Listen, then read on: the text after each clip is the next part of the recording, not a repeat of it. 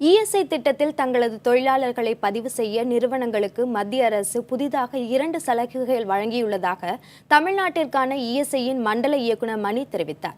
சென்னையில் செய்தியாளர்களுக்கு பதிலளித்த அவர், இஎஸ்ஐ திட்டத்தில் பதிவு செய்வதற்கான ஊதிய உச்சவரம்பு 15,000 ரூபாயிலிருந்து 21,000 ரூபாயாக உயர்த்தப்பட்டுள்ளதாக கூறினார். மேலும் நிறுவனங்கள் தங்களது பணியாளர்களை இஎஸ்ஐ திட்டத்திற்குள் கொண்டுவர கால நீட்டிப்புடன் சலுகை வழங்கியுள்ளதாகவும் கூறினார்.